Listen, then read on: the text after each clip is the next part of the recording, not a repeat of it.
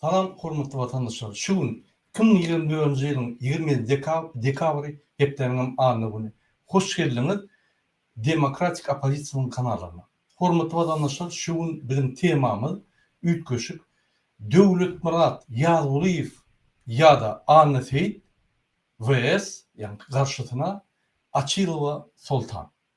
Ine soňky wagtlarda, soňky bir näçe hepden içinde Döwletmurat Ýalyýew diýip bir jurnalist, Türkmenistanlyk jurnalist, Türkmenistanyň hökümetine işleyen jurnalist, öňler şoň hökümetiň ýanky işlerini edýän jurnalist, şoň kuny çykyp ýanky biziň gahrmanymyz bolan Soltan Açylowa dil ýetirip, onu töhmet atyp, onu garalap taşlady. Bu MHM ýürütme metodikasynyň sistemasy.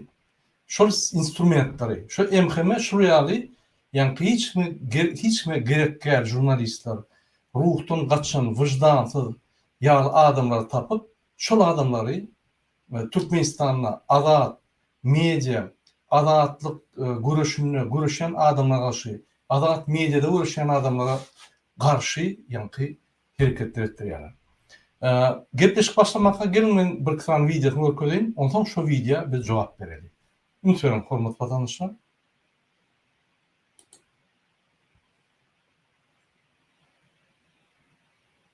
Yine birinci videosu şuraya geldi. Birinci videosu. Salam hormatly dinleýijiler.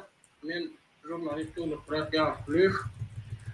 5 ýyl töwerek efire çykman, ine täzeden soňky ýurdumyzy bolup geçýän ýurdumy hakynda çykyş edilýän meseleler boýunça efire çykmaly diýen netije geldim.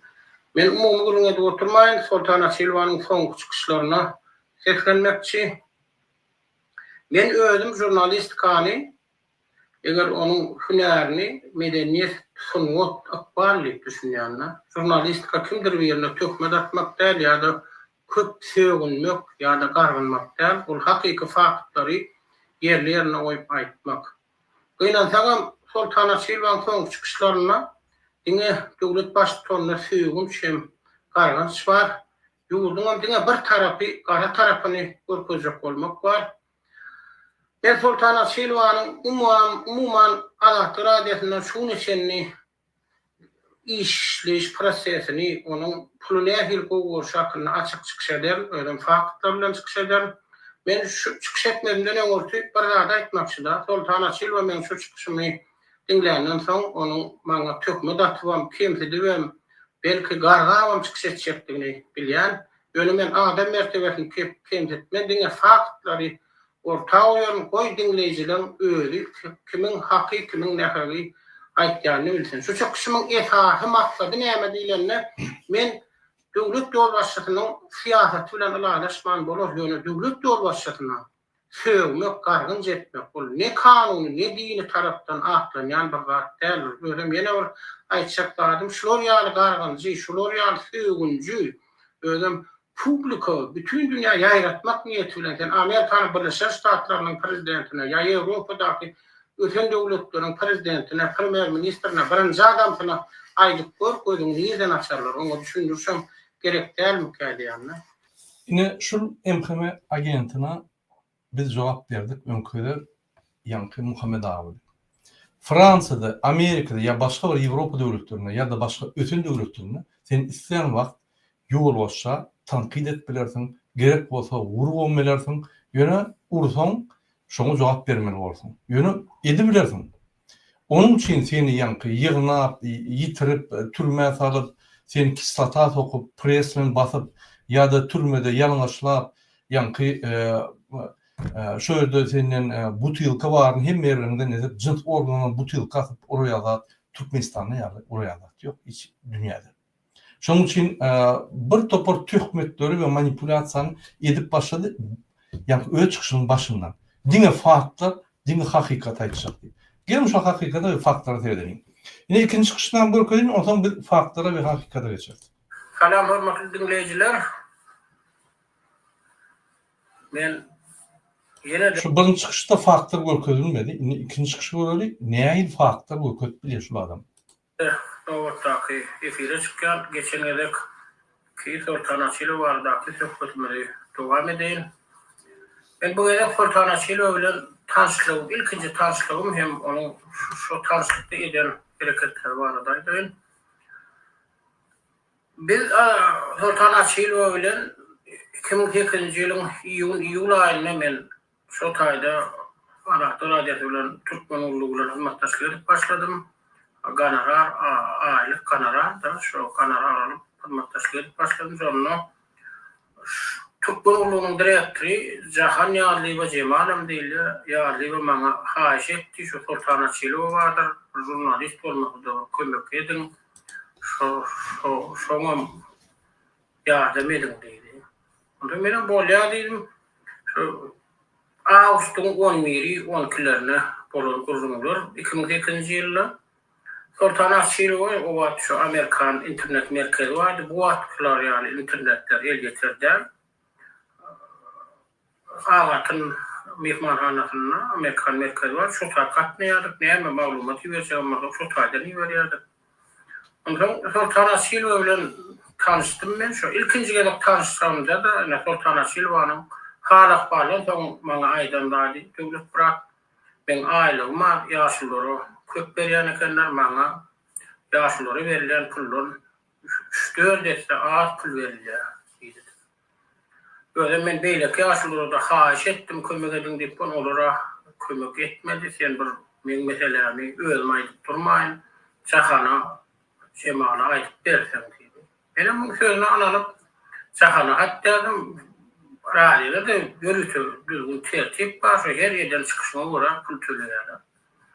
Ondan Çahana ýazym o mun görkezler summasyndan 2 säwle köp beripdir, emma onu kanatlaryny beýle kalipalardan köp bermesem ona az berilmän eken. Emma onu kanatlanmayan eken nämemişin ol köp düşüyor diýmişim. Benim ilkinji tanışlygymda birinji bir halak bar horsundan soň maňa eden gururumy Sultan Asyl wanyň bu aýlygy ýani ganarar hakynda boldy. Ondan Sultan Asyl wa siz diýäňiz men pulun adamsy däl. Eger siz pulun adamsy däl bolýan bolsaň, bu ýürüş goýulan normadan artyk pul aljak bolup eden onam Allah ol diýen summadan has köp ganarar ýalan eken. Laf aýtmaň bol sen pulun adamsy däl diýen sözüňe laýyk gelýärmi? Soň görüp otursam, asyl şu Sultan Asyl we doğrudan ýetini armasa ýatyp bilen ok diýen aýtkam Arahtar adetinde işleýäniň arasyna bar eken. Inhamyna Sultan Asyl wanyň işden çykmagyna da şonuň pul bilen bagly mesele sebäp boldy. Hormatly dinleýijiler, men geljekde de bu söhbet döşlüğü devam eder. Häzirlikçe sağ olun. Salam hormatly dinleýijiler. Ýene watandaşlar, gepini bilmek göri men faktlar garaşdym, argumentler garaşdym. Diňe wakany gurulum berdi. Hiç bir faktam yok, argumentam yok. Ýöne başga bir tarapdan seyretsem, eger bir adam Türkmenistan'da ulu reýstler alyp, şo ýerden foto, video, audio we tekstli material iýerip dursa, ol uly bir hukukun üstüne şol adam. Ola bir şoň ýanky gonorary ol nimede oturun, mesela üçin Çekiýede oturun ýa-da Türkiýede oturun adam bilen deňdel. Riski ulum. Gaty uly riski. Şoň üçin biz onu gahrymanyýar. Şoň güneçelli bir tany hukuk goýan guruma ýok Türkmenistanda. Birem ýok. Hukuk gorumak gurumasynyň işlerini ine şulay anlaşmalar alyp barýar Sultan Asylowa. Sultan Asylowa bizim gahrymanyňyz. Bu Azat mediany ýöretjek bolýar, bu jurnalistler ýa. Bu korrespondentçilik edýär, fotojurnalistçilik edýär, öz pikirini aýdýar. Şo ýerde jurnalistler, şo ýaly Döwlet Murat Ýazguliýew ýaly hökümete gulluk edip emhime bilen işlän soň jurnalist ýok. Nanam Türkmenistanyň içinde. Akbeta parawa o daşynyň. Ýöne içinde ýok edi. Hatta daşyna çykan jurnalistlerim başlan goýun agdyny gelip berýär. Onun birinji borjy wyjdany boýunça, hünäri boýunça hakyky bolup geçen zatlar, argument, faktlar bilen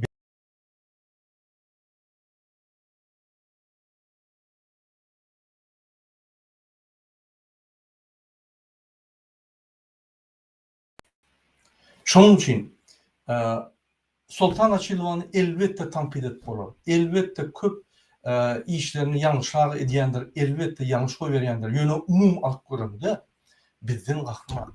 Hem aktivistlerden gahman şolaýar. Türkmenistanyň içinde zulma garşy görüşýär. Şo ýerde Azat mediany ýöretjek bolýar.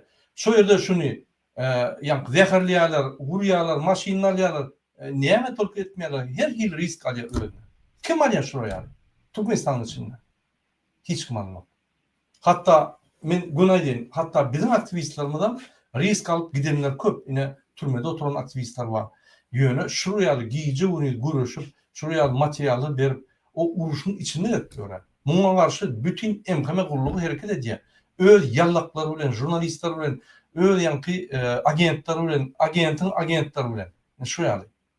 O zaman bu gelip oturup şoň ýakazyndan tutup şunu garalajak bolup ýanky sebäbi Sultan Açilova premiýa aldy. Sultan Açilova dünýäde belli bolup barýar we zulmün ýüzlerini açýar bütün dünýäde.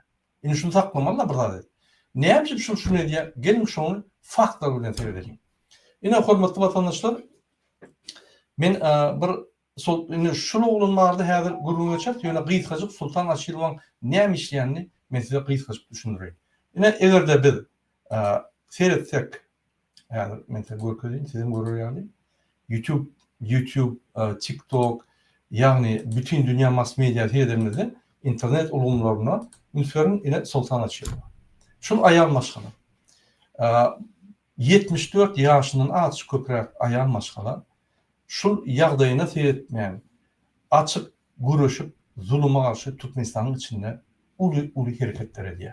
Ine gelin şoň aýdýan zatlaryny dinläýin, ine interwýu etdi. Bir nastoящее время diýip Azatlyk radiosynyň bir bölümi bar, ine şoň interwýu berýär. Gelin dinläýin. Происходит с вами сейчас в Туркменистане и как вы смогли покинуть страну? Покинуть как бы при помощи посольства Америки, вот, который в настоящее время работает, у нас посол Алан Мастарт.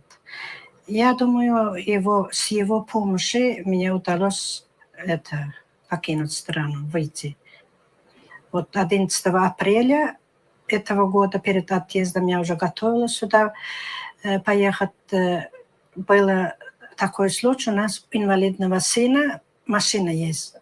Ночью пришли незнакомые люди, два такой крепкий парень, разбили стекла, и передние, и задние, вот большие стекла специально разбили. И оно вот зафиксировалось на камере наблюдения у соседов на 3-м этаже, есть камеры наблюдения. Связано, считаю я, моей журналистской деятельности, да. Султан, но власти Туркменистана последовательно преследуют и вас, и ваших коллег. Многие журналисты, в том числе Радио Свободы, осуждены на длительные сроки, и никто не может добиться их освобождения. Что заставляет вас раз за разом возвращаться к работе? Ну, основное, вот, если сказать, честно сказать, это вот то, что происходит, то, что несправедливость много. Вот это вот мне никак покой не дает. Я по своему состоянию здоровья и по семейным обстоятельствам хотела много раз эту работу оставлять. Но я не могу вот на это вот все смотреть, вот это вот беспредел. Нам покоя нету, никогда нас покоя не оставляет. Сколько моя семья страдала, сколько мы пережили, это просто целые 4 тома романа будет. И вот это вот все. Ýanky Döwlet Murat ýazgylyp näme şuwardaýdy? Näçe gerek şulaý aly, sweýedini çürük diýerler, zäherleýärler, infeksion banýada okýarlar, infeksiýa ma diýip, oğul urýarlar, maşyny döwýärler. Aýgaran etmedik işleri ýok, şunu gorkujak bolup aýalmaşan. Diňe öldürip görmediler. Näme şola hatdaýdyn o? Näme ine prezidente sen aýplama diýdiň, söýdüň, eýtdiň, beýtdiň diýip ýanky bu adama hüjüm edýär.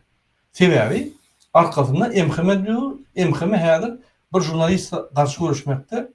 Bir gara bloger, gara jurnalist, şoýal adamlary tapýar, hiç ýerde işläp bilmejek, hiç ýerde karýerasyny gurup bilmejek adamlar tapyp, şony bir bahane edip, şantaj edip, gorkutup ýapyp berip, şoýal aktivistler garşy Azat media üçin görüşýän, adalata üçin görüşýän, Türkmenistany demokratiýany urnuşdurjak bolýan aýallar garşy görüşen adamlar tapar yani. Barın tek Türkmenistan içinde. Oncuk Musayev, yani ol bir topar jurnalistler, korrespondentler var. Yine şu devletlerden yazılıyor şunun biri. Gelin dünyanın neymi diye Sultan açıyor. Все время вот эта несправедливость меня вот подталкивает продолжать эту работу. Хотя вот на этих меджлисах, собраниях Кабинет министров президент дает указания, вот обеспечьте, как положено, не обижайте людей, вот такими словами на туркменском языке, да, обеспечивайте. А исполняющая власть это уже свое делает. В эфире официального телевидения государственных туркменских СМИ мы видим достаточно радужную и радостную картинку. Вы много общаетесь, ездите по стране, наблюдаете жизнь простых туркменистанцев. Насколько она соответствует телекартинке? На это мероприятие людей отправляют с организацией, должен этот человек идти, хочет, не хочет. Основное тут студенты, школьники отправляются. И вот получается такой аудитория, что как будто народ доволен, народ счастливо живет. Это только вот по телевизору, а на самом деле низкий слой населения, особенно в сельской местности, им нелегко живется. Вот проблем очень вот так вот много. Основной... Mühim medadını görüp durmayın. Yalnız kadrı gördünüz. İnkubator ağzaları marken yaşlılar. Ne şulaya neymi görünüyor ya? Men adalet için görüşen. Men bir adaletten yadadım. Meni 4 yıllap her adet gördüler. Yani 4 yıllap derler, köp yıllap. Men şunu da görüşen ya bir adaletli olursam şunun beter görüşürdüm neler deyip aydı ya. Yine Sultan Açilova arada özümü görüpleriniz. İnternette Sultan Açilova deyip yazsanız yine yürütü. Maglumatlar katı köp. Sebebi bir neçe yılın devamında yeketek Türkmenistan'da korrespondent hükmünde işlen yani hüner bolmasa da korrespondent, jurnalist, şunu da başka adam bolmasa şol adam şol orun alıp yani öz boyuna cevapkar alıp şol atlar neme diye. Men yadımda Türkmenistan'da jarı yıkılanlar şol birinci olup öňe çıkıp şolun behbitlerini, şolun yani jarı yıkılan adamların arkasında durup şolun adaletli işlerini çözdürecek olup yani arkasında durdu. Hiç kim durulmadı. Yeketek şoya durdu. Bir topar materyali verdi, bir topar yani reportajlar etti ve düşünürdü. Türkmenistan'ın en köp maglumatlar çıkaran reportaj eden Sultan Açilova. Yine misal için biz seyretsek Sultan Açilova deyip yazsak yine şöyle yine Fransız dilini geçireyim. Pardon.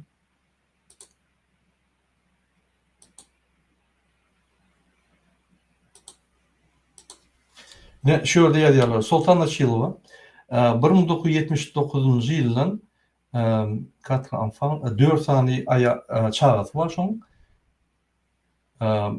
Aşgabat'ta yaşaya, Türkmenistan'ın içinde yaşaya. Jurnalist değerleken niye?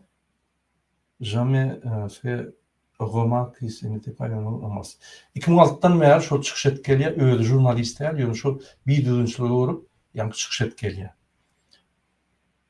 Bir topor yankı bir düzünlükçünün üstüne açtı.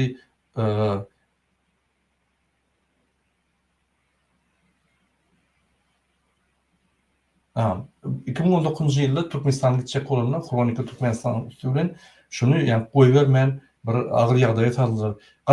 Şu arada hem de maglumatlar var. Yine Sultan Açilova dürücülük için bütün dünyada finalist medalını alıp yine şol men bir kan reportajım ettim şunu koyuvermediler Türkmenistan'ın. Şol öz medalını alıp bütün dünyada yine Türkmen birinci yer alıp yani jurnalistikada adam haklarını koruyan medalını almak için şunu koyuvermediler yine şuna bellek geçtiler. Orta adamlarda da Sultan Açilova deysen 75 yaşlı jurnalistka Sultan Açilova'nı Türkmenistan hükümeti gıyniya daşına çıkmanı qadağan ediye yeni bir gedek koyurmendiler. Ay bir topar yine hospitala koyupdurlar. Bir topar Sultan Açilova'da maglumatlar. Yine misal için Human Rights Watch diye yani en ulu adam haklarını koruyan kuruma Human Rights Watch onu adam hakları boyunça operator demek näme? Şol daklad diye Human Rights Watch hökmünde ýa-ni oğulma ve şol daklady uje ýagny şol daklady hak hökmünde, doğru hökmünde alınýa, ekspertler tasdikleýär ve şol daklada göre bütün dünyada adam hakları goruluk edilýär ve döwletlere batışlar edilýär. Hatta şolum öz saytynda ine görkezýär Sultan Açilwani ine şulay almaşgalary daşyna goýbermän şuny правозащитница şuny ýa-ni Женева nagраждение goýbermän şuny hospitaliziýar edip kendine infeksiýa bar edip bir topar Türkmen hökümeti maskar bolupdy. Ine şu ýerde de Sultan Açil nastaýşy время ul daklad edýär şu barada. Aýra material köp.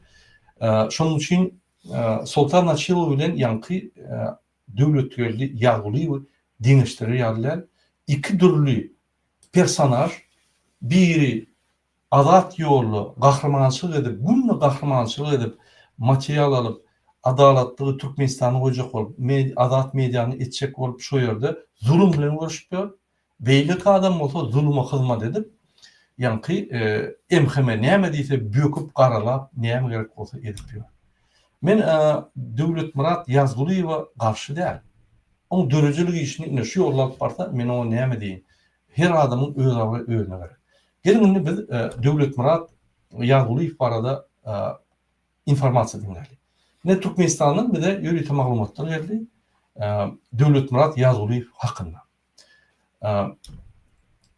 Professor Nazar Gullaýewiň şäherdi Döwlet Murat Ýazgulyew professional durmuşy barada men açyk görüm etjek. Arap we fars dillerini gowy bilýän alim, şahyr, dramaturg, kompozitor, aktyor we terjimeti Nazar Gullaýew köp ilmi eserlerini, lirik aýdymlaryň, aýdym saz eserlerini we goşgularynyň awtory, ýöne, ömrüniň köp bölegini öwrenmäge we okumaga başlady. Ine şu adam Nazar Gullaýew universitetde Türkmen Döwlet Universitetinde mahtumlarına Türkmen Döwlet Universitetinde gadymy edebiýatdan mulim bolup köp ýyllar okutdy. Ine şoň şäherdi Döwlet Murat Ýazgulyýew. Döwlet Murat Ýazgulyýew 1995-nji ýylda Türkmen edebiýat boýunça praktika molimi bolup işläp başlady. 90-njy ýyllarda takminan, mümkin 96-94 şu ýyllarda. Ýagny siz egerde universitetde okugan bolsaňyz, leksiýany uly professorlar berýär, ýöne praktikany, ýa-ni bir ikinji klas bolup, bir dernu işlerini, ekspert analiz işlerini başka yaş molimler, ýa universitet oturan molimler geçirýär. Ya laborant bolup işler ya da yaş molim hökmünde praktikalýar. Şo ýaly. Ine şonda 2000-nji ýyllarda Döwlet Universitetinden şol Döwlet Murat Ýazgulyýew kowlýar. 1995 we 2000-nji ýyllaryň arasynda universitetde okuyan ýaş gyýylaryň tarapyndan Döwlet Murat Ýazgulyýewa Anna Seyit diýip lakam goýuldy. Egerde Döwlet Murat Ýazgulyýew mundan meter adatlara garşy, aktivistlere garşy, şurýaly Türkmenistanyň içinde ýeketäk bolan adam hukukyny gorayan Sultan Açilw'a garşy görüşdi. Biz onuň lakamynyň manysyny gelip çykyşyny ve suwtnamalaryny size düşündirýär. Ýöne Anna Seyit diýsem, muňa ýöne ikinji adat diýip pikir etmem. Eden işler boýunça goýulan lakam. Ine şurýaly Anna Seyit başlan döwletli Ýazgulyýew universitetden kowulup 2000-nji ýyllar bilen 2005-nji ýylyň arasynda öňki Zenan Kalbym diýen jurnalyna, şu jurnaly ýa-ni Gulbasandan Ejel jurnaly boldy, soň aýda bir gerek çykan jurnal boldy. Şoňa korrespondent bolup bir kiçik makala aýda bir gerek ýazyp şu ýerde oturdy. Şoň ýogulmaşdy, ýa-ni Gulbasandan Ejel jurnalynyň ýogulmaşdy Akbibi Yusupowa. Muň bilen ýa-ni bir terfleşýärde şuň üstüne arda ýazyp şu adamy bastyrýar.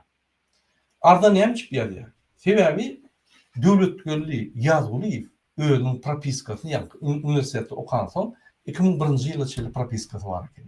Şu propiskan, ýa-ni propiska bolan peçadynyň ýanyndan birligi 4 ödedip, ýa-ni 2004-nji ýyla çeli propiskanma, eger propiskan bolsa işläp bilýän, şol ýanky gurumada, edarada işläp bilýän şeýdi, ýanky guruman ýolbaşyny alap, ol ýolbaşdan bilýän eken.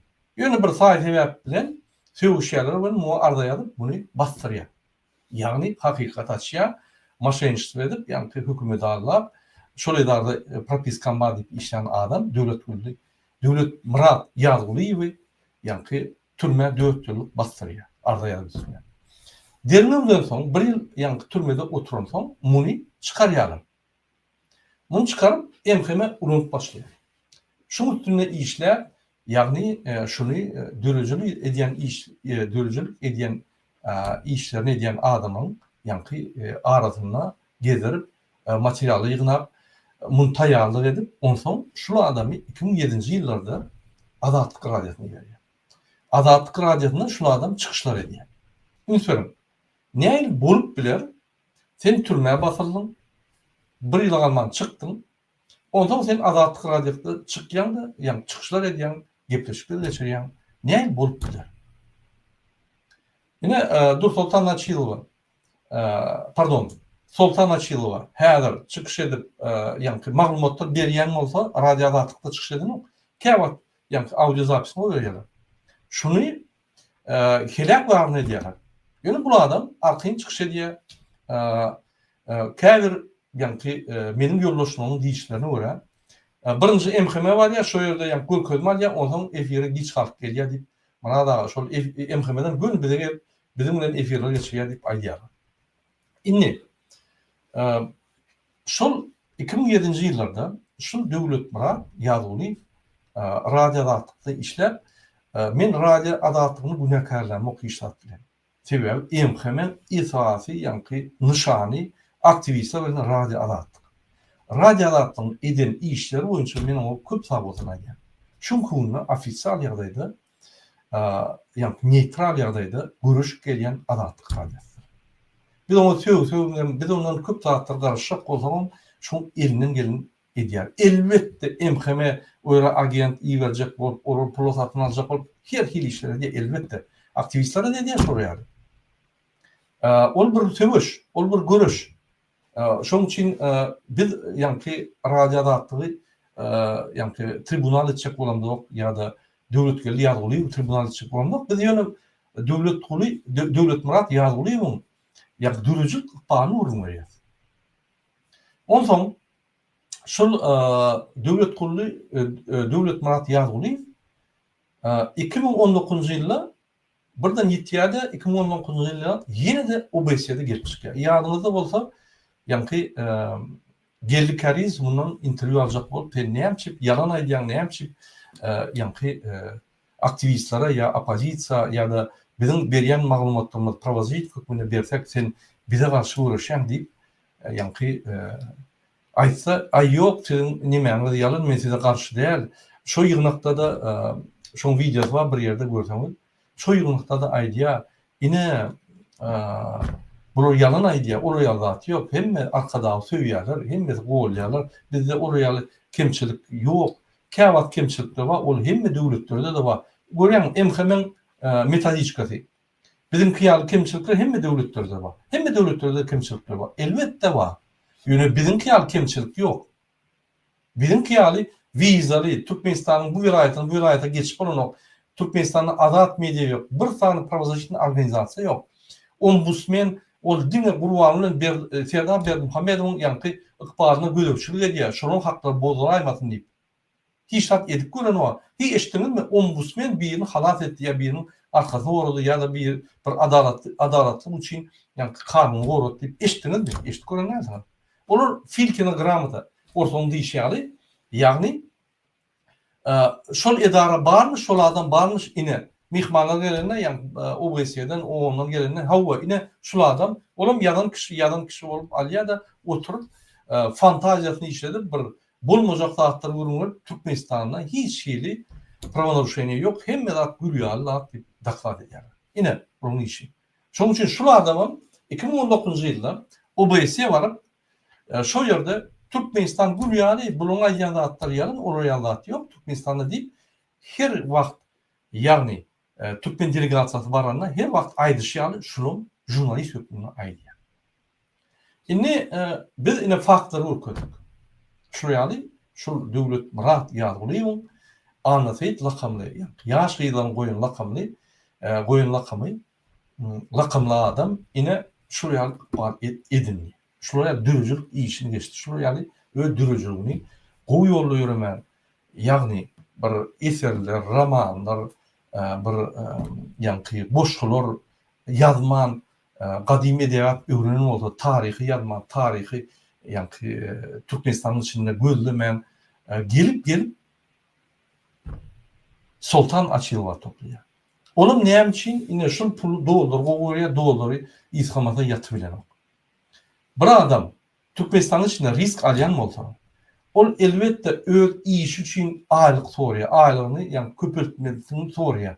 Ol maşennikler ýaly wzatka soran o, ol alyn puluna jaýlar uranok, özüne uly Mercedesler alanok, uly ýanky pullar alanok, ol diňe aýlygyny soraýar. Meňe işgärlerim ananyň Fransada her adam öz aýlygyny köpeltmäni arzu edýär. Elbetde maňa diýär, elbetde menem soraga jogap berýän. Elbetde bul bir işçi bilen ýanky iş berýänçiň arasyna gatnaşyp, şunu ýanky alyp, muňa töhmet edinip, munam TikTok'ta men 5 ýyl bolmadym, ine men şunu häzir size aýtjak, şunu üstüni aşrak diýip etmek bir hatda şu doragda da bir bisowatluk. Emheme şunu bisowat hükmüne bolanýar. Men gowy düşünýän Döwlet Murat ýalyň bir hünärmend. Türkmenistanyň gadymy edebiýatyny öwrenen adam. Ol adam näme bolsa da bir hünär we bilim we akly we näme üçin şonu ulanma, ýagny şol öz ýani bilimlerini tökmetçiligi ýani azat media garşy, geljek Türkmenistana garşy ýani sarf edýär. Men şonu düşünýän. Indi şundan soň oýlanam, gadyp pikir edýän sebebi bize gadymy edebiýat bilýän jurnalistler gerek ýa-da ýani taryhçylar gerek, bize hemmesi gerek. Nemese bir zat aýdyn, bir maglumat bereyim. Türkmenistanda men özüme sorup her wagt berýärdim. Bir zat hünärmend maňa gowy düşünüp berdi. Türkmenistanda öň jurnalistika ýokdy. Türkmenistanda öň filologiýa ýani bölüm bar. Filologiýa bölümi 4 gruppa bölünýärdi. Filologlar ýani dilçiler, edebiýat bölümi, Nazar Gullaýew, şol edebiýat bölüminiň iň uly bir belli bir professory, ýani şoň şäherde bolan Döwlet Murat ýalyň, muňun jurnalist ýani diplom ýok. Ýöne şonda da näme bolsa da edebiýat, dili gowy bilýär, dilçilerden pes elbetde ýöne dili gowy bilýär diýip ýani muň şol gulny bitdi olar. Ýani işlek gitdi. 3-nji bölüm jurnalistika bölüm, hakyky jurnalistlaryň erkin jurnalistikany öwrenmek üçin ýöne gynansak da Türkmenistanda erkin jurnalistikany öwrenoklar. Türkmenistanda ýarlyklygy, hökümeti absurd etmäni, hökümetdäki bolýan zatlary näýeli oýlanap aýtyp bolýany öwredýärler. Gynansak da. Ine ýanca Döwlet Murat ýalyň aýtdy. Jurnalist hakykatçy bolmaly, diňe faktlaryň üstüne işlemeli. O faktlary minimum 3 ýerde bagalamaly. Ine şurýaly hakykatlar aýtmaly. Ýolbaş, döwlet ýolbaşa söwmeler, döwlet ýolbaşa öýdýmer. Sen näme onuň adwokatymy? Kim sen? Jurnalist diýip ýörüň, ine adwokat bolup ýörüň. Kim sen?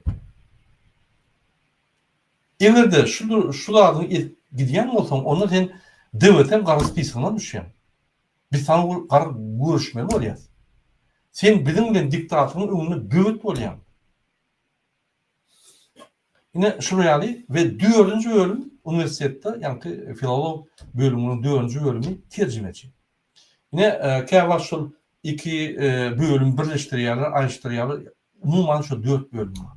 Ine şu 4 bölümiň jurnalist bölümini utanmadyk döwletleri ýazylýar.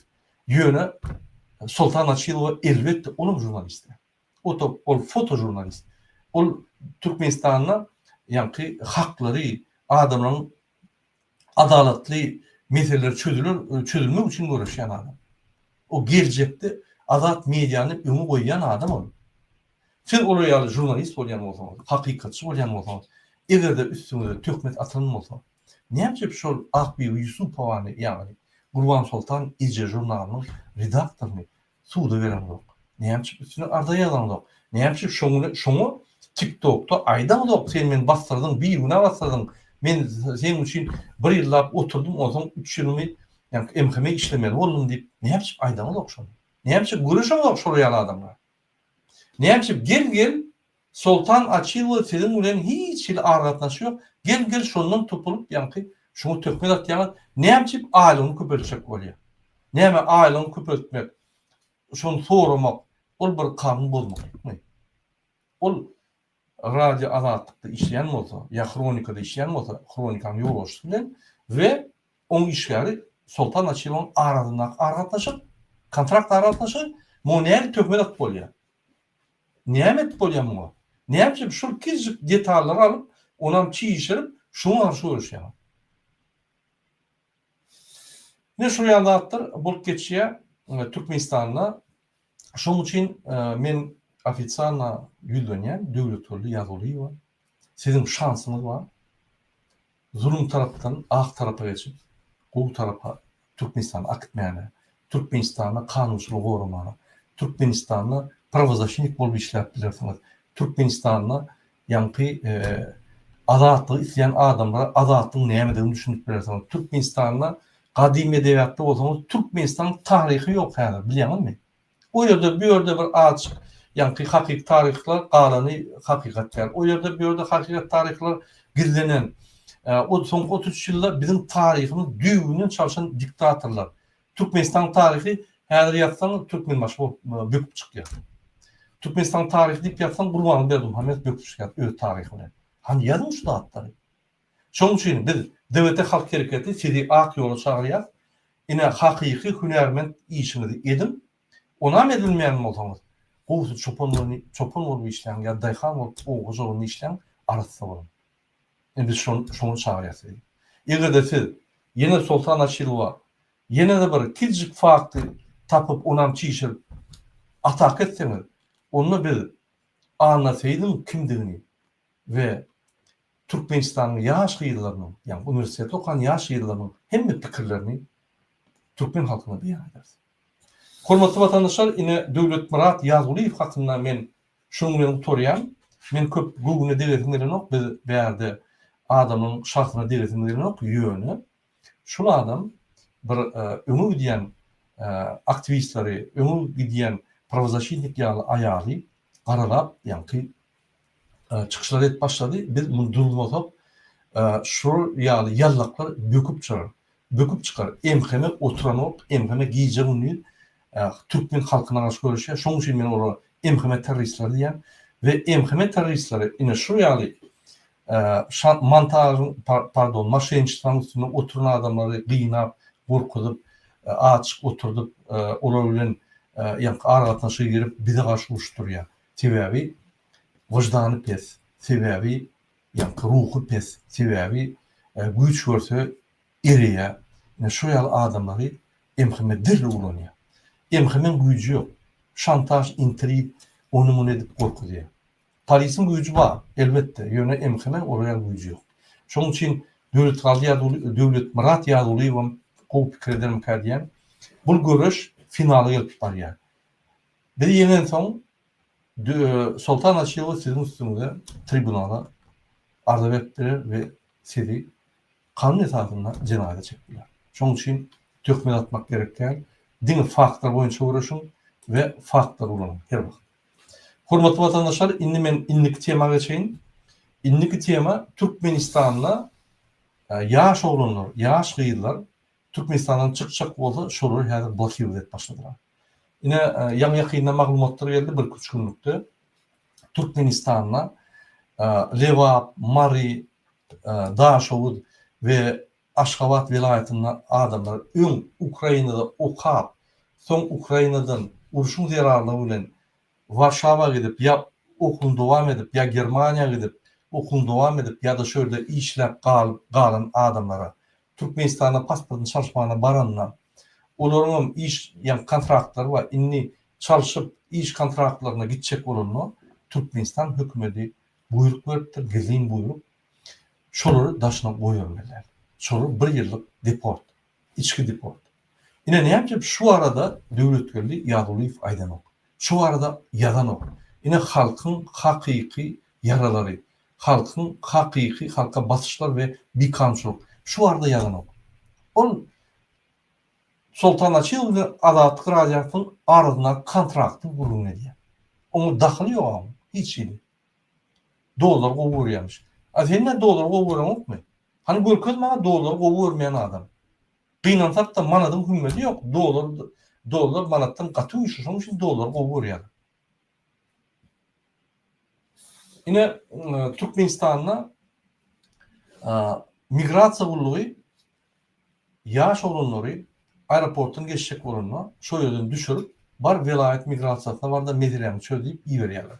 Bu bir schema. Migrasiya banditizm scheması, korrupsiyon scheması. Bu ne ayrı oluyor? Sen daşına çıkacak oluyor. Görközme var deyip mümkün Serdar Berdimuhamedov'un havaram yoktu bu hatlardan. Onu yurdurundur onu. Onun aşağına kıyıyankı korrupsiyonerler bakana olsa kadınançılık girdip korrupsiyonu pul kalan şey yaşayalım. O ne emedi ya? Yani VDP'li adam aeroportta oturan migrasyon kuruluğunun adamı öyle veriyor. Adamlara tamal oturmuşuyor. Bildikleri var, vizası var, yani kimliği var, hem adı var. Pasportundan çalıştı. Son moment düşürüyor. Ne eme? Eğer de Türkmenistan devleti bağır olunmalı. Ne yapayım? Şunu çelli aeroporda yani geçip hem de attan geçip samalyoda minenton düşürüyor. Ne eme? Oraya yani şuraya kontrol edip şunu kadar iltiyanı oraya kadaran çok olsa yerine migrasiyada oturup kuruluşup mesela çözeyim kendine. Ne yapayım? Hem de atlarını geçirip ziyatka berdirip şunu kadar edip yine de yine kaytarıp sen oyun oynayan yani o zarif zımıp oynayan oyun ondan erdim geçeceğim. Bir noktada baratom ızgaraya olacak da iyi oynayacağım. Şuraya yaş olanlar görürler. Hem koyun pulları ızgaraya oluyor. İyi oynayacak yani yank koyuyor pullar iyi oynayacak. Teyade de ziyatka urduruyor yani. Yaş olanlar kıyılar. Ne yapmış oluyor? Hani Serdar Berdimuhamedov. Serdar Berdimuhamedov her kadar benim efirime gelip hürmetli vatandaşlar her vakit efirime gelip yine bir dağdaydı ya. Ben şunu düşünemem. Şu bir dağdaydan da kanunçuluk, kasam içiyen, ben halkım için işleyecek deyip her yere gaydı. Gelin yeni bir dinleyelim şunu. Prezident saylovlarda halkın fetlerini oğurlan kezzap, Kakası tarafından Türkmenistan'ın prezident vazifesini Sovyet hükmüne alan Türkmenistan'ın bir kanun prezidenti Serdar Berdimuhamedov sözsüzden aydıverin. Türkmenistan'ın prezidentinin vazifesine girişmek bilen öz üstüme yüklenen büyük borçları, mukaddes ve ak yürekli, hürmet bilen ve yadavsız yerine yetirmeye, Türkmenistan'ın devlet karasıllığını ve bir taraflık hukuk yağdayını korumaya, adamın ve rahatın hukuklarını ve azatlıklarını hürmetlemeye hem de korumaya, Türkmenistan'ın konstitusiyasını berca etmeye ve korumaya, ehli gücümü ve okuyumu, Türkmen halkının ağzı birliğini, onun parahat durmuşunu korumak için bahşetmeye, Türkmenistanların hazırki ve gelecekki nesillerin şöhratını hassa bilente götürmekler için ehli mümkünçülükleri peydalanmaya, Türkmen halkına vefalı ve doğrusul hizmet edecektirmeye davaralı kasam ediyor. Kasam ediyanın oğlu Serdar Berdimuhamedov yöne kıynansak da sizin sözünüz dine kasam kaldı. Hareketler hiç şey yok. Men size hazır teyde mafya skemasını okuyayım. Hani göreli siz niye kasam aydıp yani şu da meselelerini kanunçuluğu uğrak bilemez. Şu meselelerini çözüp bilemez. Yine hürmetli vatandaşlar seyirdim. Men size bir materyal okuyayım. Bir minut. Şu materyal görkezmekam yine yankı nime hakkında bize görün verdik. Devlet geldi yazılı ifade. Yine men o besiyeden bu reportajını taptım. Gelin şunu birinci ünit verelim. Ondan sonra migrasiya, korrupsiyon, mafya schemalarını biz seyret geçeriz.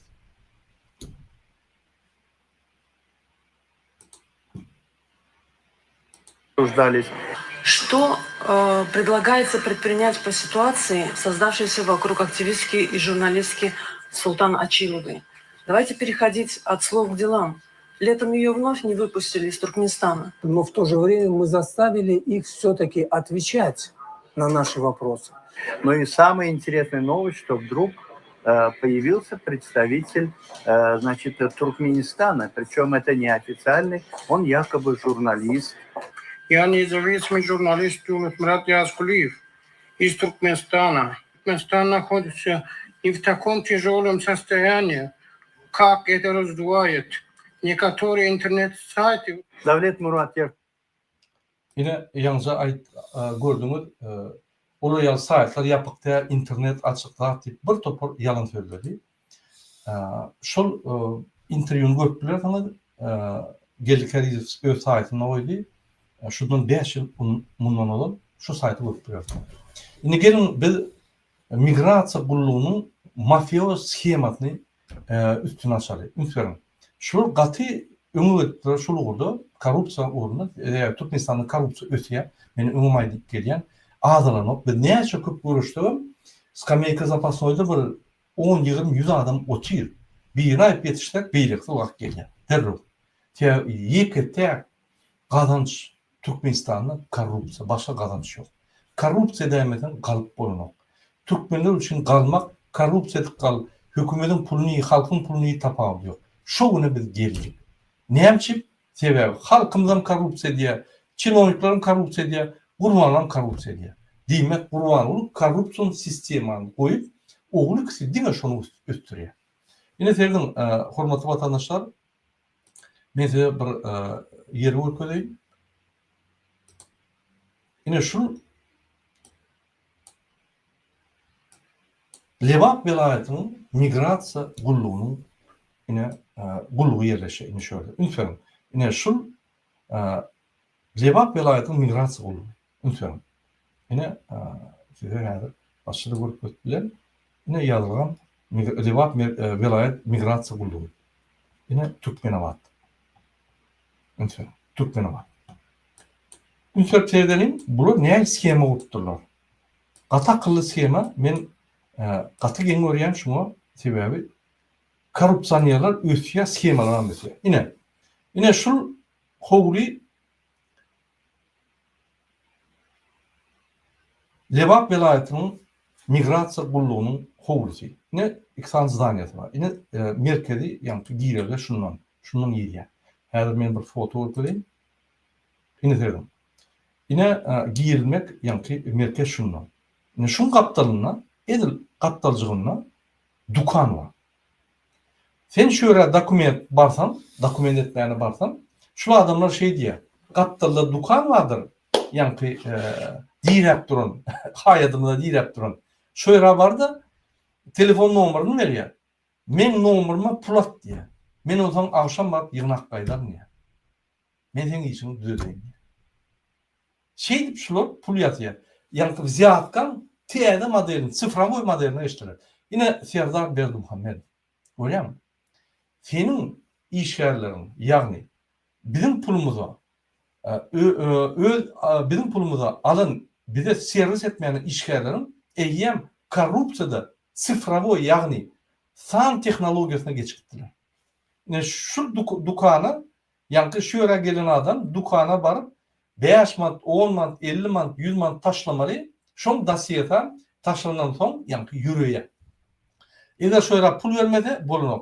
Ön fiziki skema vardı, mafyozlu. Yardımda olsa bağları var, valütçüklara yani pul verip, şu valütçükları dasiyeden alıp, migrasiyanı düzeydiler. İnni bunun teyde teknoloji açtılar. Yani durmuştan iyi alan yok Türkmenistan, korrupsiyada. Kıynansak da, beylik zatlarda durmuştan iyi var ya, yönü korrupsiyada alan yok. Lütfen, sen migrasiyadan rahatçılık almak için beylik devletlerde internette dolduruyan, ben hazır bir tane adıma viza yatak durumuna, internette doldurdum, şolun devletlerine internette doldurdum, var vizalık gidbotuyla. Türkmenistan öz vatandaşlarına elektron taraftan, bu zaten elektron taraftan olmalı, sayete giriyen zayakka verdin, cevap geldi, tutordu. Şöyle bir neşe dokumentler koydum, o tarafta da oturan adam dasiyen açıyor, terediyor, dokument doğru mu? Pozitif koyuyor, bollu oluyor. Gelip alıp gidiyen dokumentini ya, veriyen elektron ediyen. Şonu etmeyen, bular şu tarafını, fizik tarafa saklayalar, yani neç kayıt köp bolsa, şonça bular kısap bolya, ağlap bolya, şantaj et bolya, bolunok, qadağan deyip bolya ve korrupsiya ziyatka tarafını san teknologiya geçirdiler. Hay Allah canım. Ünsverim, ine Serdar ve Gurbanı Berdimuhamedov'un Türkmenistan'ı niye götürüyor? Korrupsiyanın san teknologiya geçiriyor, yönü halkı, önkü, Sovet sistematına saklap, yani ki azatlıklarını çeklemek geliyor. Yine gelin indi biz başka bir video edelim, hormatly vatandaşlar. Men size başka bir video koyayım. Yine vatan programı. Siz diyerdiniz, Murada, Serdar Berdimuhamedov'un vakti yok. Yalnızca kasam işte indi yığınaklar geçiyor. Ol yani velayet migrasiyasının iş yerleri, san teknoloji korrupsiya sistemasını durmuşa geçirdiler. Onun bilen iş yok. Ol başka san teknolojiyalar bilen yığınaklar geçirip diyseniz doğru, hakikat. Gelin şunu seyredelim. Assalamu alaikum hormatly adamlar. Garaşda sabahı öterip yurdumuz vaqi täzelikler we habarlarla tanıştıryan Watan habarlar getleşmede başlayas. Şuun hormatly prezidentimiz Serdar Berdimuhamedov de Polşaly täzelik umsirasyna geçirilýän Garaşdy döwletlerin arkalaşygyna awa ýurtlaryň resmi däl sammitini Garaşdy döwletlerin arkalaşygynyň asasy Parlamenter Gysgaýdaýyn. Serdar Berdimuhamedov Sankt-Peterburg'a var ya, şu yerde Garaşdy döwletler, yani SNG önkü SNG döwletler öz yani внеплановый неофициальный саммит Garaz kofe var ya, break kofe. Ne şöyle bakaydı neymiş şöyle var ya, kağızlarını koydu zat söyledim. Salam aleyküm, neyel yadırı qoğum elbet mi oturup arada çaylar oturup yani çay içerler şonu koy olsun eder. Yani şu Serdar Berdimuhamedov var ya, ünitverim şunu Trump'tan ne döwlet başlarymyzy resmi adamlar garşadylar. Şul adam Sankt-Peterburg'un yani gubernatörü. Şehir gubernatörü, hakim. Ne şunu hakim bizim Türkmenistan'ın prezidenti kabul ediyor. Hani ministrleri yok mu? Hani vice-premierler yokmuş mu Rusya'da? Ne şunu öyle yani hormatlık. Sen bir devletin prezidenti baranında, hatta Putin'in iti o zaman şu devlete baranında seni var minimum diplomatik yani nimeler, kodeksler var, normalar var. Vice-premier yani ministr kabul etmeli, hükümette işleyen adam. Hakimler o cemiyet kurumlarının adamları. Gubernatör elbette hükümetin adamı var ya. Yönü bir Sankt-Peterburg'un gubernatörü ol neyem olsa da ministerden pes. Minister ol nasyonalny maştabda yani devlet maştabında, a gubernatör olsa küçük bir şehir maştabında. Şonun için ine Türkmenistan'ın avrayı. Ne şuraya şonun için Serdar Berdimuhamedov dünyada avrayı var. Hatta diktatör dostlarının önünde de avrayı yok. Şimdi gelin ikinci geroyu seyredelim. Niye mi işte bu geroy? Ben şunu yitirdim. Niye mi diye kaşılı adam? Gelin dinleyelim.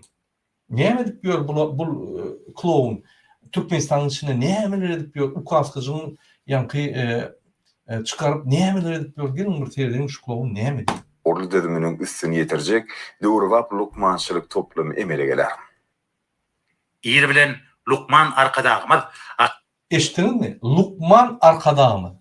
Hazar kadağ, alim arkadağ, Lukman arkadağ, Rali arkadağ, Vezipitçi arkadağ, Şahir arkadağ, DJ arkadağ, Aydımçı arkadağ, Gitaraçı arkadağ, Pilot arkadağ. Bizde neye arkadağı var?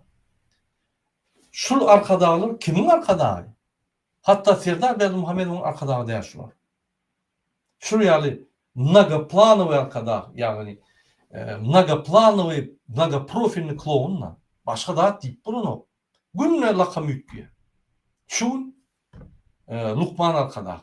Şimdi gelin seyredin şu kloun Lukman arkadağı şunu ne emedi? Aşgabat şekerine teyede kurulyan halkara onkologiya ilmi klinik merkezinin binalar toplumunun kurulyan yerde geldi. Bir yerde teyede Yine yukarıdan düşün kloun perişte.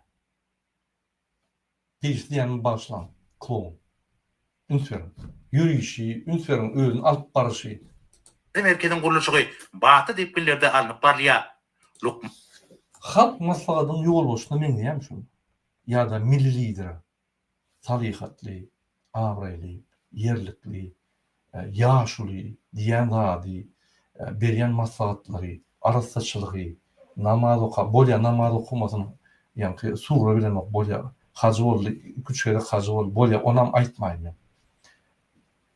Minimum şu zatları hormat koyup, özünün misal yok mu ne görkeyen milli lider yok mu dedi. Mesela diyelim, bizim milli liderimiz kim? O da yaşayan gurul halkımız. Şolu milli lider. Daşırıkta, Türkiye'de, Rossiya'da risk alıp dokument işleyen adamlar bizim milli liderlerimiz. Yani şolu bağlı olsun, Türkmenistan sosyal problematı çözülüyor. Bunu olsa, ukaz kızı çıkarıp, yani ki, keyip vurup, çıkıp, öz guruluşuk biznesini alıp var ya. Ünitverim. Man arkadağımız guruluşukta ulanyan feriştelerin görünüşlerle tanışıp, onların onkologiya ilmi kliniki merkezinin guruluşu vavatda bildirilyen talaplara doğru layık gelmelidigini. Yanaklar dedim, türemişikler yal. Bula naziratın yanaklarım türemişikler yal dedim. Guruluşuk koyu bedek feriştelerinin uluk möklütlüğünlük berklik şertlerini üyedinni cemlemeligini aytı. Dürevap lukmançık diskalarını kurmak, onları yerliki dövrün tarafına layık derecede Ukaskasını gördünüz mü? Kızıldan çaylan ödüyen. Guruluşukta ulanyan feriştelerin görünüşlerle tanışıp, onların onkologiya ilmi kliniki merkezinin guruluşu vavatda bildirilyen talaplara doğru layık gelmelidigini, guruluşuk koyu bedek feriştelerinin uluk möklütlüğünlük berklik şertlerini üyedinni cemlemeligini aytı. Ünitverim, kızıldan çaylan ya yöne sar kraskalanın. Bileme onu. Bap lukmançık diskalarını kurmak, Yöne kızıldan çaylan ödüyen. onları yerliki dövrün Ene hormatly vatandaşlar, bizim klonumuz Lukman arkada alıp barayan işi, dürücülüğü ve korrupsiyon biznesi. Men yalnızca korrupsiyonu koydum, Levap vilayetinde, migrasiyonda edilen korrupsiyonu. O dinle Levap vilayetinde ne? Yani başka vilayetlerde şuraya. Yani bu şovavatda onu vermedi. Serdar'a onu vermedi. Bunu öz kuruluş biznesi bilen, bunu öz durmuşu bilen. Serdar'a kartinka yığınaklar geçirýänmiş. Samet'e varıp, yani Türkmenistan'ı öködýänmiş. O ýerde var, başarayan poku yok. O ýerde bunu karşamaran oklar bir iýdiri, maskara bir gubernator diýen, şäherin gubernatory, şäherin hekimliğini karşarýar. Başka adam tapylmady. Näme? 10 ýaşdany gatrytse 10 ýaşamda bir 7-8 tane döwletler var şöyle. Yani 7-8 tane ministri yok mu? Ya vice-premier yok mu Rossiýada? Elbette var. Yine şul bizim döwletimize hormaty, bizim döwletimize bolan garaýyş. Hormatly vatandaşlar, men sizden ýa-da şu hakda düşünýän, biz görüşmeli. Biz bizim döwletimizden bir normal döwlet ýasamaly. Biz halk bolup normal ýaşamaly. Adalatly, Türkmenistan'a kanunçuluk hüküm sürmeli. Türkmenistan'a din yani haklar olmalı hemmelerde. Prezident olsun, çopan olsun, sen ol, konstitusiyanın uğruna hemmemiz din olmalı. Başkaça yol yok. Türkmenistan'a mümkünçilikler din olmalı hemmelerde. Ulu mümkünçilikler var. Ananın, bizim alyan pullarımız şun kuvvetine Türkmenistan'a alik hükümüne bulbur. Daşarıkta bulşova da veren oklar. Türkiye'de de bulşulukta tölen oklar $100. Anladın mı? Türkiye'de değmedim diyene $500'dan $1000 çalar yani. Bulşulukta yönü tölün yani. Sen Türkmenistan'da bulşulukta $100. Hatta Daşarık'taki bulşuluktaki adamlar, yani Türkmen adamlarımız Türkmenistan'ın içindeki bulşuluk değer adamlardan yukarı yani. Şunun için devlet murat yağlayıp yani adamlar dörüyor. Bunu ruhu pes, yani vicdanı pes bu tarafa yıkılıp, şantaj edilip MHM tarafından yani derru alıp olan hünerlerini aktivistlere, inteligensiya karşı, inteligensiya adalet tarafına geçip bizimle görüşe şurular görüşer. Yani. Şunun için biz öz kahramanlarımızı korumalı. Sultan Açılova bizim kahramanımız. Biz şunu koruymalı. Kim şonu bir zat deyse, biz şonu karşı görüşer. Devlete, halk hareketi, aktivistler bilen şonu karşı görüşer. Sebebi, kim bolaysın, kim öňe çıkıp, halkın bähbidini gorasa, adaletli gorasa, kanunçylyk gorasa, olaýam grajdan aktivist bolýar. Bizim kahramanımız bolýar. Bizim 33 ýyllap hemme şoýa grajdan aktivistlerimizi ýok etdiler. Olam näme üçin? biz hiç tatmimedik. İmtima oturduk. Şu ýaly ýallaklar öňe çykyp başlady. Münsörüm. Sportda, aydymçylykda, ýa-ni dürüjçülükde bir topar intelligensiýa adamlar ýallak bolup, ýa-ni öýlerini ýallak tarapy geçirip Türkmenistan bütün dünýäde master edýär. Diňe Gurban bilen Serdar Berdimuhammedow ýanaklar master edýär. El çapyşyp inkubator ýa-ni azalar olur master edýär. Biz hakykat aýdyp biz master edemiz yok. Biz şolarlar durjak bolýar, öýtjek bolýar. Ine şoň üçin görüş gidip dur, biz öz ýurdumyzy azatlyğa çykarmaly, biz halkymyzy azatlyğa çykarmaly. Türkmenistan'ın içinde dövüşüne çıkıyorlar. Sen istenik bir ayettin bol, istenik yere bar bilersin. İstenik bir ayette yaşap bilersin. Propiska düğünden ayrılmalı. Türkmen halkı inni bollu yaşamalı. Bizim TV aylıklarımız hem memnuniyetli. Hatta TV aylıklarımızda bize mümkünçlük verse biz ölüme müsküliyiz. Yani şuraya mümkünçlüğü veren oklar. TV aylıklarımızda uğurlap yatırlar. Biz bu hatları durmalı. Şoň üçin şoň men öz efirimi mutorýan we sizin hemmeňize birinji bilen jantalyk arzu edýän we görüşmeli. Görüşmesek hiç da öýü gelmeýär. Ilaytada baxty durmuş gelmeýär. Biz şu baxty durmuş üçin hökman görüşmeli. Beýleki ömürden hatlar. Başga laç ýok. Indik gepleşikleri üçin gepleşikler çede sag bolun. Bizi dinläp kommentariýa ýazýan üçin, abone bolýan üçin, bizi golýan üçin, bizi tankit edýän üçin köp sag bolun. Hoş, sag bolun.